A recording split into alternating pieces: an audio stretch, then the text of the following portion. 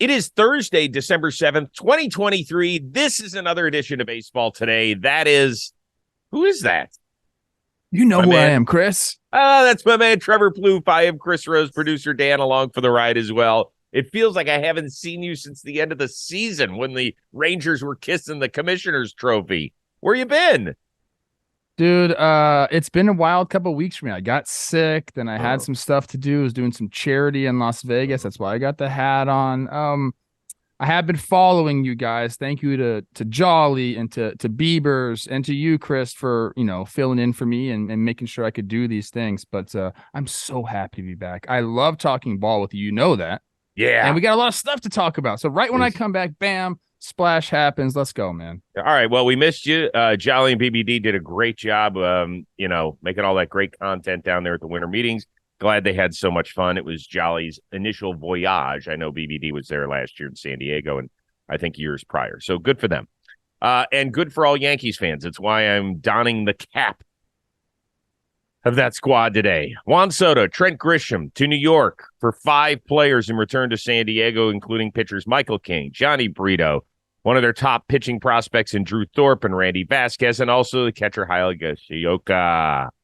Soto's 25. He is entering the final year of his contract before free agency. So if he doesn't get extended, does this deal make sense for the Pinstripers?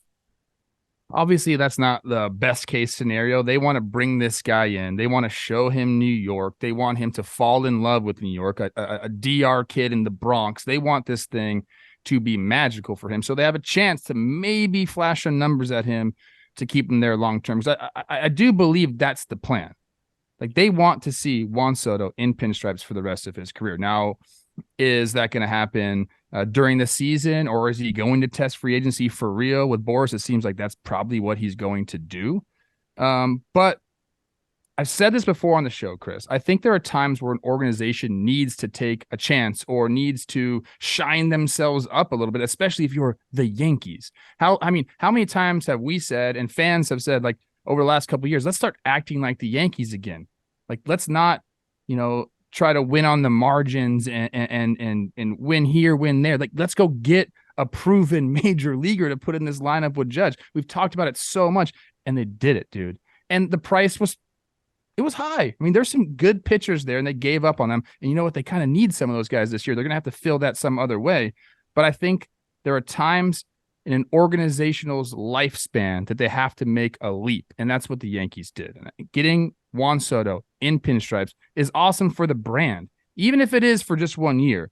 And it's when you have an offensive year like they did last year, okay, without Judge. Take Judge out of the equation. They were putrid. It was bad. Mm-hmm. If you're able to correct a lot of that with one move and it be a guy like Juan Soto who's on pace to be a Hall of Famer, I like it, man. Even if it is for 1 year, I like it. But I obviously think the Yankees are expecting to be engaged in some sort of talks to keep them there long term. I give it a thumbs up, dude. I really, really do. Yeah, to me, it was a no-brainer. I mean, we talked about the possibility a few weeks ago. I said the only place I could see him ending up because of the match that made sense for what the Padres wanted to try and do, which was get considerably younger in the pitching department and cheaper, was the New York Yankees, who needed that left-handed stick. And in a 24-hour span, they trade for Verdugo, and then they really one-up everybody, and they go get Juan Soto. Now, I think I have kind of a contrarian opinion about the Yankees being back. When I think about the Yankees being back, I think about them making Reggie Jackson the highest paid player in the sport in the 70s. I think about them making Dave Winfield the highest paid player in North American sports at the time in the early 80s. I think about them going out and getting Alex Rodriguez with 7 years left on a 10-year, $250 million contract. I think of them, doing the CC deal and Mark Teixeira in 2009, and then trading for Giancarlo Stanton when he still had hundreds of millions of dollars left on a trip. This is taking a guy in who's got 1 year left. Any team really could have taken this on. Let's be honest. Now, they might not have had the return that the Padres would have wanted, but anybody could have justified taking on Juan Soto for $32 or $33 million and 1 season. It may not have made the most sense. So to me, I actually applaud the Yankees because they've been able to develop this much pitching to give up 7 players over a 24-hour span to pick up Verdugo and Soto.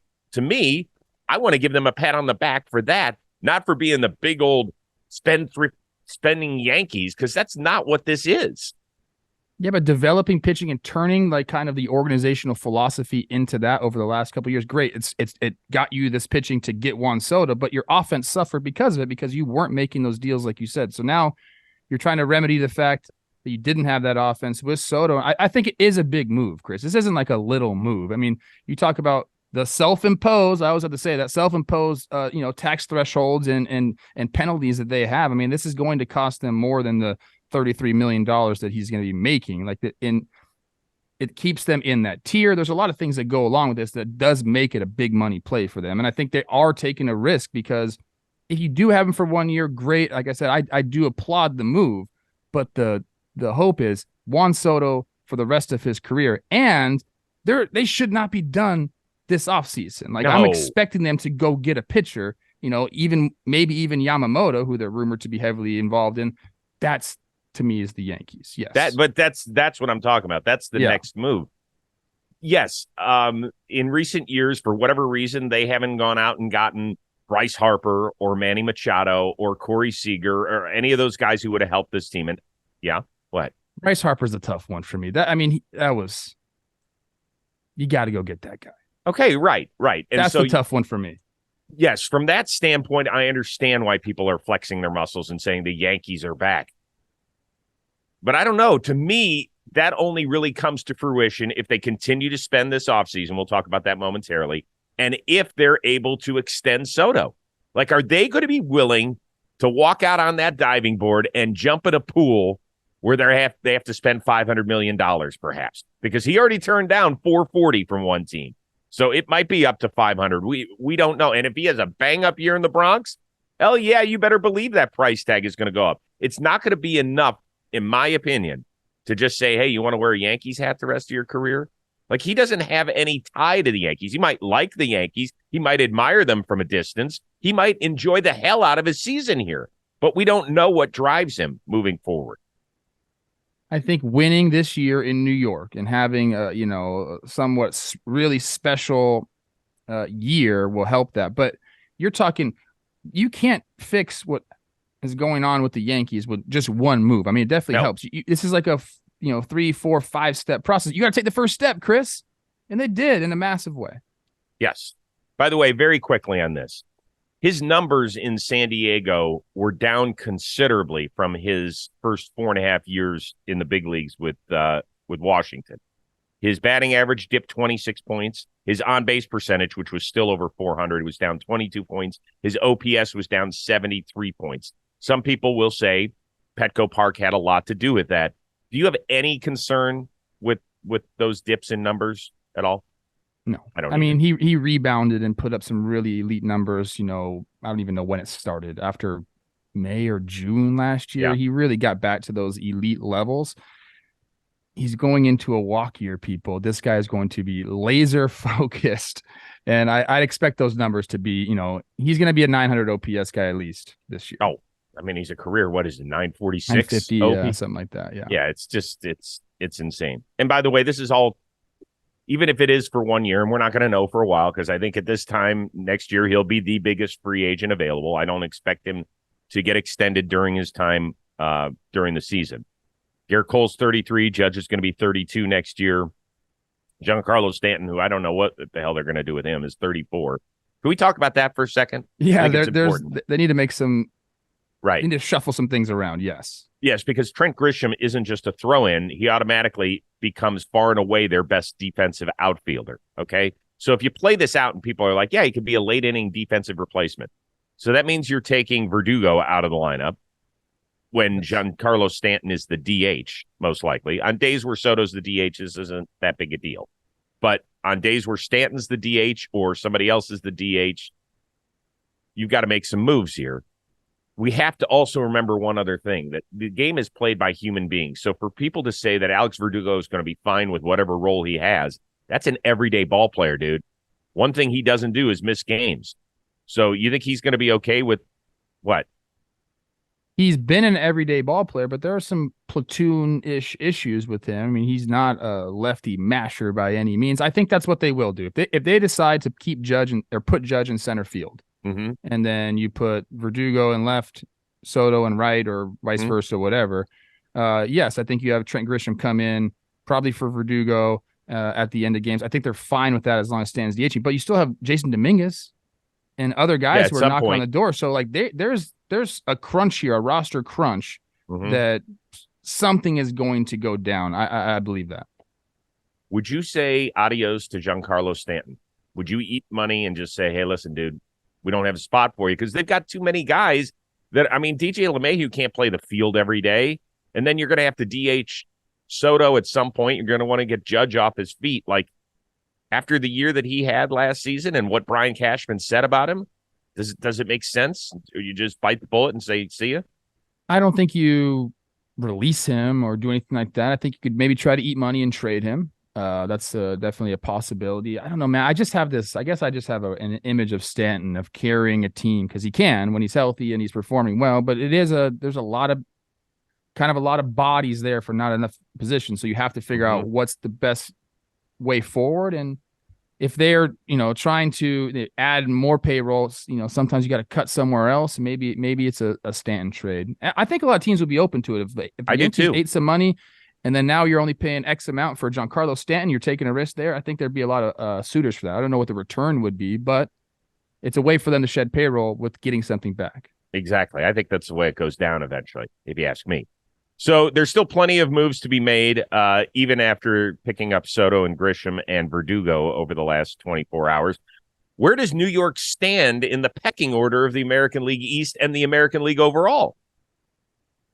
This is tough for me to answer because we just talked up the Yankees a lot and said, hey, great job, you made this move. But I don't have them anywhere better than third in the AL East. Who do you have ahead of them, Baltimore and How can Tampa? You not put Baltimore over them right now? You kind of have to, right? We're talking currently constructed. Yes, currently, because there's we don't know who's doing what in the offseason. More moves. Yeah, I think you can't put them above Baltimore. Baltimore just won 101 games last year. Can't put them above Baltimore. Okay, maybe you will. Okay, I won't. I don't think you can put them above Tampa, who just won 99 games last year. And maybe they're going to trade away Glass now, but they have Glass now as of right now. Yep. So then it's like, okay, I think they match up well with Toronto. I think they're probably above Boston. So they're third or fourth in the American League East, which is crazy. It's a very good league. I think they're going to get better, but it's currently constructed. I can't put them above those two teams. Can you?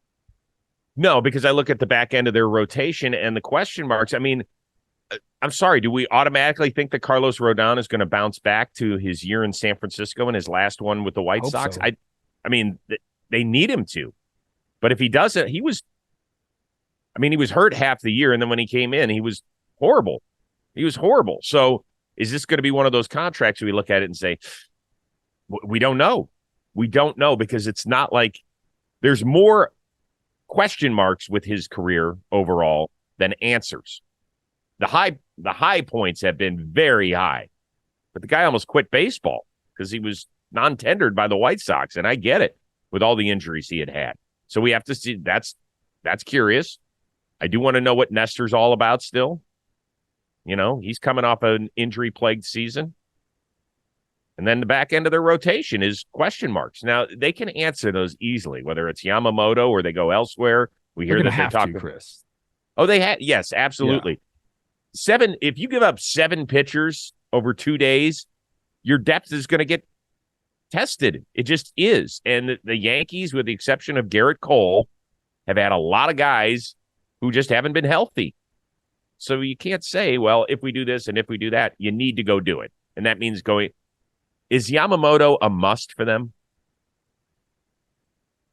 It'd be nice. I don't know if it's a must, but another starter is a must. I mean, they're not going to go pay Blake Snell after they just did that. That doesn't seem right anyway.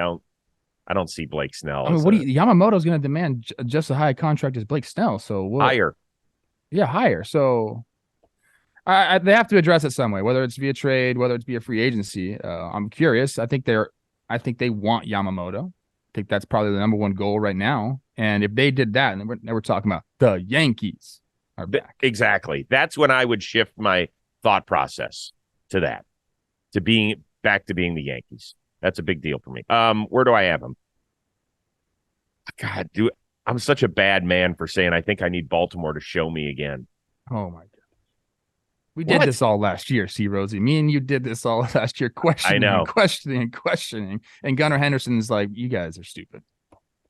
And they said that Jackson Holliday's going to have every chance to earn a roster spot in spring training. Whose lineup would you rather have? Okay, I have the Yankees lineup up right now. I'm like, it's pretty good. It's really good. Really good. If everyone's healthy, if everyone's performing at their highest levels, it's really good. I mean, there's been some down spots for some of these guys. Lineup. I think the Yankees now probably slightly, which is crazy to say, to be honest with you. Yeah, but I don't think it's significant. Yeah, I mean, me neither. I mean, you just added Juan Soto. That helps a lot. So, right. Like, if you asked me this before this year, or the trade, I would say 100% the Orioles. Juan Soto just does something for me. Yeah. So I guess I would put the Rays ahead of them just based on their track record and how they figure shit out. Toronto, to me, is the one. I don't know. The fact they didn't score any runs against your team in the playoffs makes me scratch my head, because I look at their team and I'm like, they don't have a ton of weaknesses.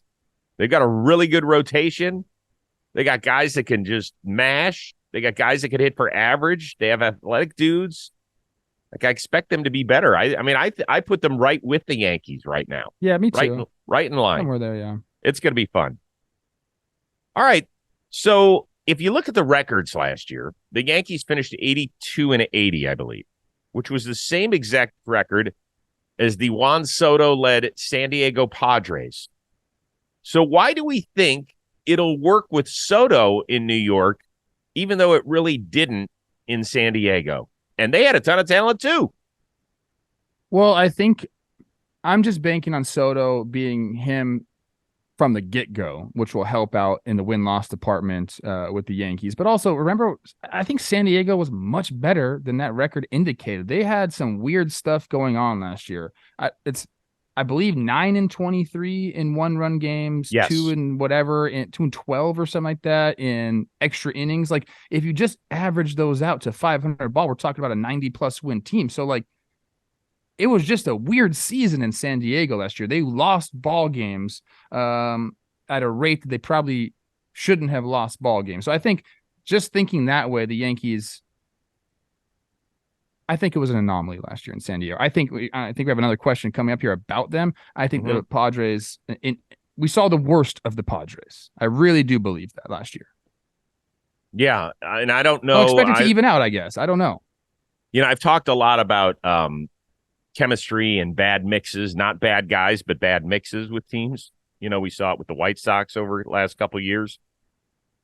I wonder if San Diego was that last season. I mean, I thought they had everything they needed to go from the NLCS in 2022 to the World Series in 2023 and maybe even lift that trophy, right?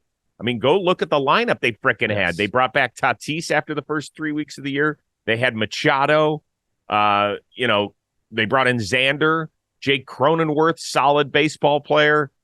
And then go look at their rotation. Blake Snell had already won one Cy Young. Yu Darvish, Joe Musgrove, Seth Lugo was a good pitcher in whatever role you were going to put him in. And, oh, yeah, by the way, they had arguably the best closer in baseball in Josh Hader. And they won 82 freaking games. So I looked at the Padres from last year with Juan Soto in the lineup. You can't definitely tell me that the Yankees, as presently constructed, are way better than them. Yeah, I mean, I agree with you. But I also think that the Padres, it wasn't necessarily. I know it's results.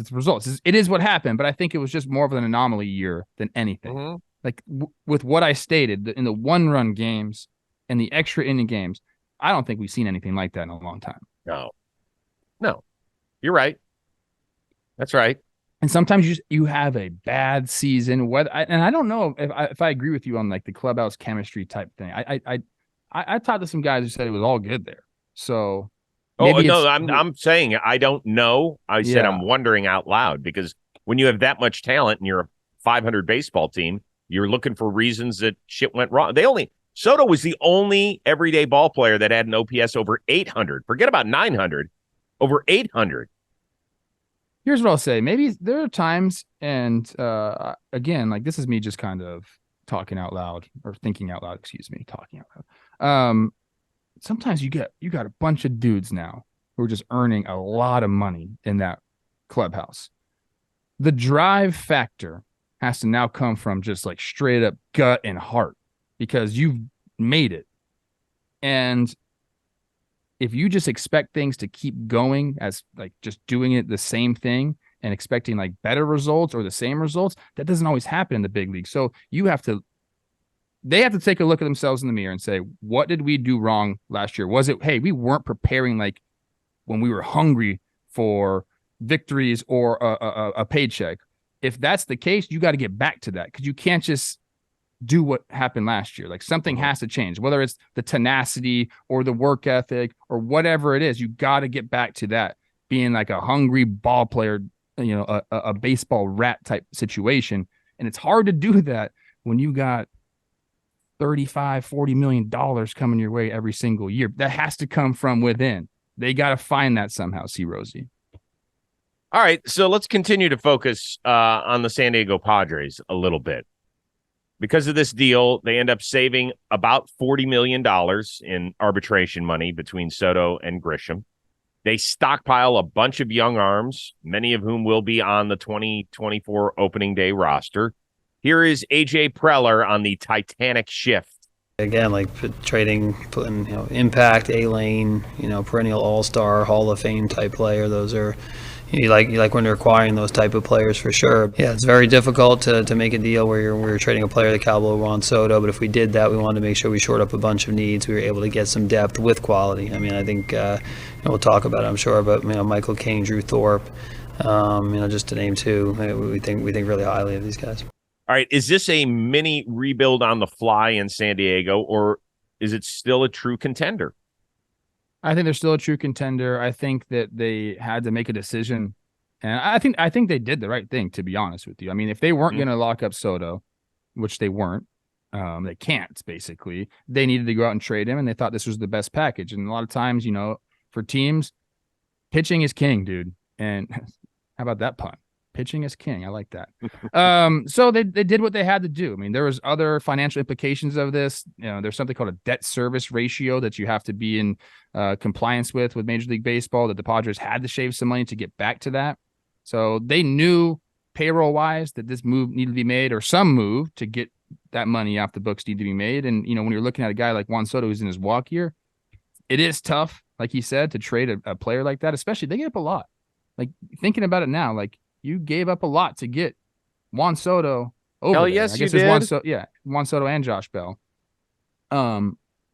It's difficult to make that decision, but I think their hands were tied right here. It was kind of forced. Like they had to cut payroll. And when you're looking at the roster and you got a guy in his walk year who has Scott Boras as his agent, who's going to test free agency most likely, you have to make a deal. And I think they obviously knew that. The industry knew that.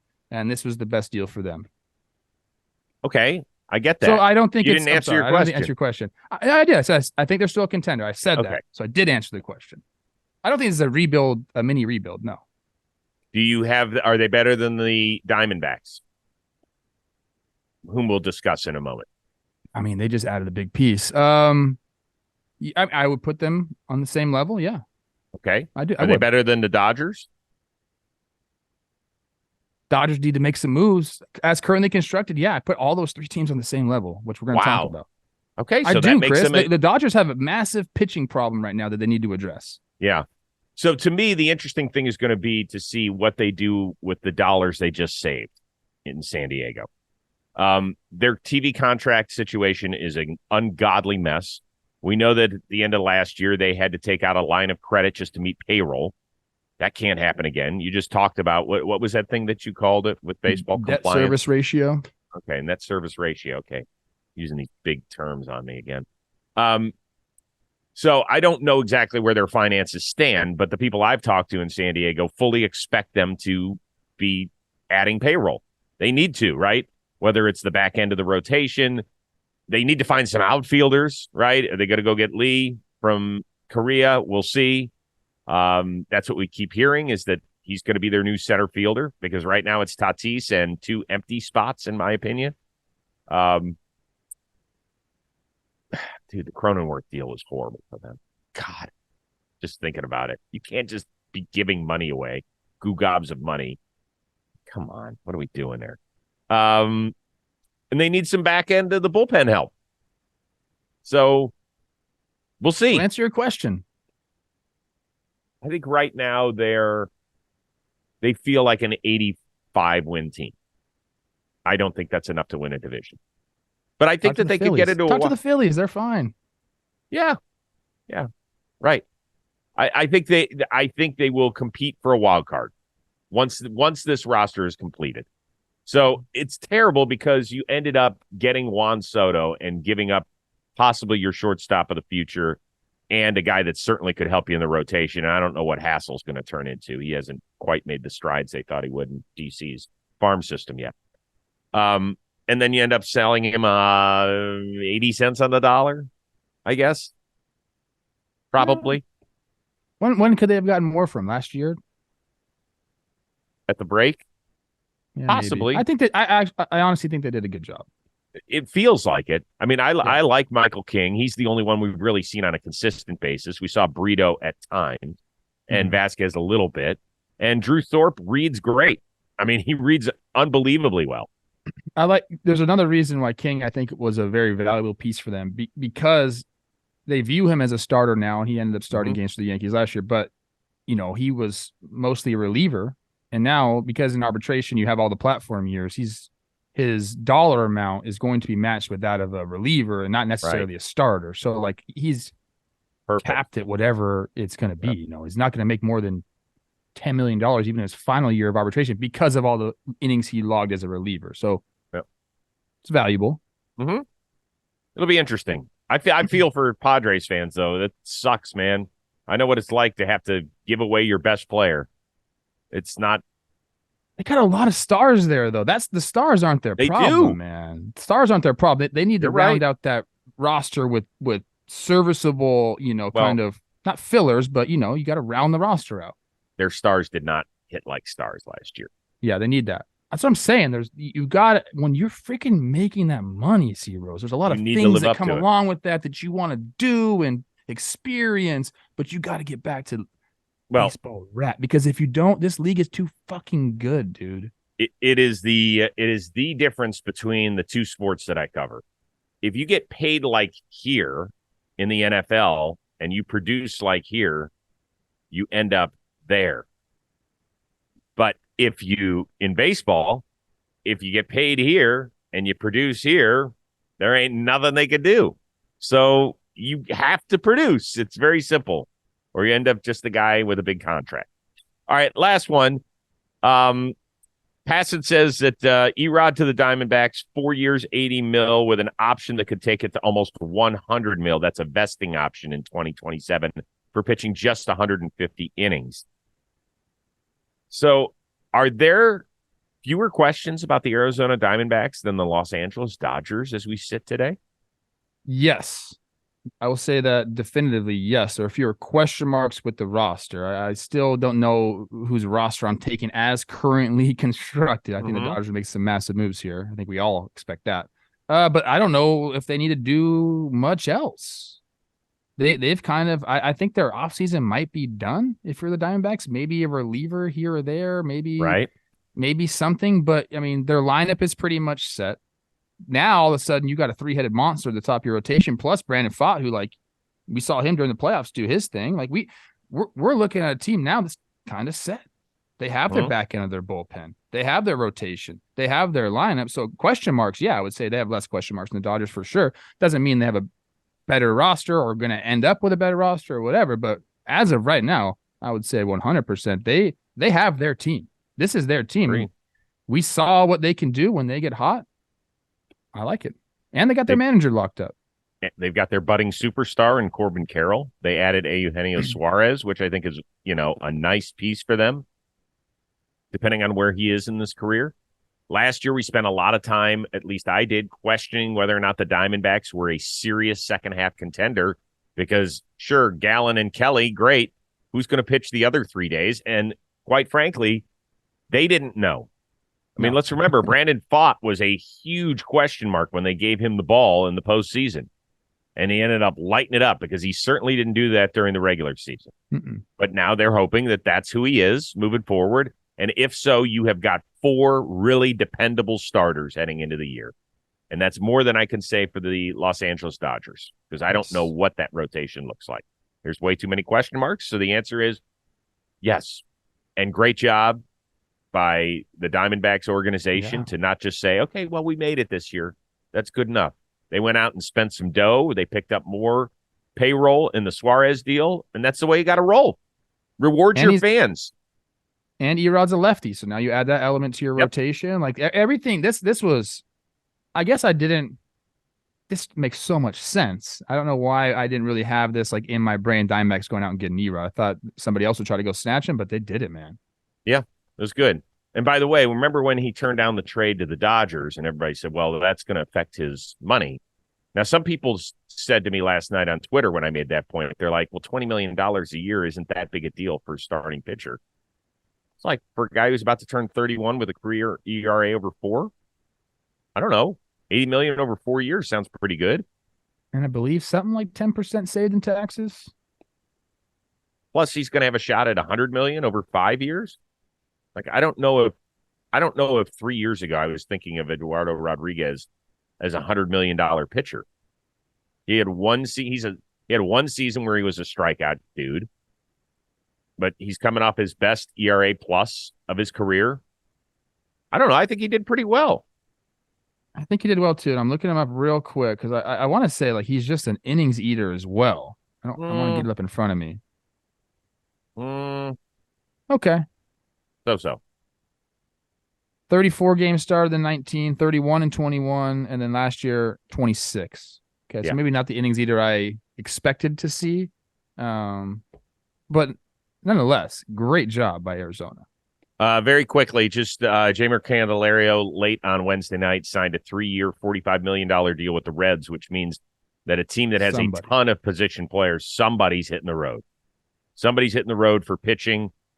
They keep telling us it's not Jonathan India, but it might be. I mean, Candelario is probably their third baseman, right? Yes. Yeah, here's my thought process on the whole thing. And then Cincinnati Reds fans, you know your team better than I know your team. But I think at this point, Jonathan India is a very solid baseball player. I actually would look to keep him because I think he's going to cost less than some of these other guys. And you can get a better return for some of the younger guys right now who, like, you know, they've been good at the major level, but maybe don't have a huge track record. I think you go ship one of those guys out, get some pitching, and then try to keep India there because he's a great clubhouse leader, presence guy. Like, you keep him, get rid of one of the young guys, get some pitching. You have your third baseman. I think that's the way you got to roll. And sometimes it hurts to give up one of those young guys who you think has so much promise, but they're close, man. Like, go make a deal. I mean, they have set themselves up. I think they've done very well here in the offseason, right? They just added Nick Martinez. Emilio Pagan is a guy when he's going well, can certainly help your bullpen. But yeah, they've got too many dudes now. And I don't know if that means you go get a 1-year rental. I don't know if that means we keep hearing that they're interested in Tyler Glass now. That's a good one. I mean, I don't know if you can get Bieber from the Guardians right now with the way they're constructed, but I know that the Guardians need bats. They need some corner outfield bats. The problem is that the Reds have too many infielders. So I don't know if any of those dudes can be turned into outfielders. I don't want to talk about the Guardians and corner outfielders. I can't. I'm sorry. You might have to at some point. All right. What was the best thing about Vegas other than the obvious? Oh, dude. It's a great charity. Still Got Game Foundation. They put a great event on. It's golf, poker, but the best thing is just hanging with the guys. I mean, it's a lot of like old school ball players. Eddie Murray, I just sit there and talk to him. Kenny Lofton, your guy, is there. I didn't know he played for like 11 teams. Him and Troy were having like a team off. I didn't know, Kenny, you played for that many teams. So I'm just shooting the shit with Torrey Hunter, Jot Jones, LaTroy Hawkins, and then Pujols was there this year. Maddox is there. Maddox looks at me like, who are you, bro? But nonetheless, I'm talking to one of the best pitchers of all time, one of the best hitters of all time. It blows my mind that I'm like able to be friends with these guys. It really does. I don't take it for granted. So to me, that's by far the best part. And Olivia looks smoking hot. We went out a couple nights and holy sure, of course, smokes. Easy, settle down now. Did Pujols talk to you? A lot. Hell yeah. I was surprised because obviously he played against them for a lot of years. So he was very friendly with me, knew who I was, everything. It was cool, man. Hello, Trevor. Good to see you. He's a good golfer. Yeah, he can hit it. I followed him around at Justin Turner's tournament last year. He can hit it a little bit. Yeah. All right. Well, it's good to have you back, man. As long as nothing major breaks, we're not going to do Friday's show. But if it does, we'll be there. And then we'll see you on Monday. All right. For our one-of-a-kind producer, Dan Rourke, who has been smiling ear to ear ever since the Soto trade, and the returning Trevor Plouffe. Plus, he's uber talented. I am Chris Rose. We will see you Monday on Baseball Today.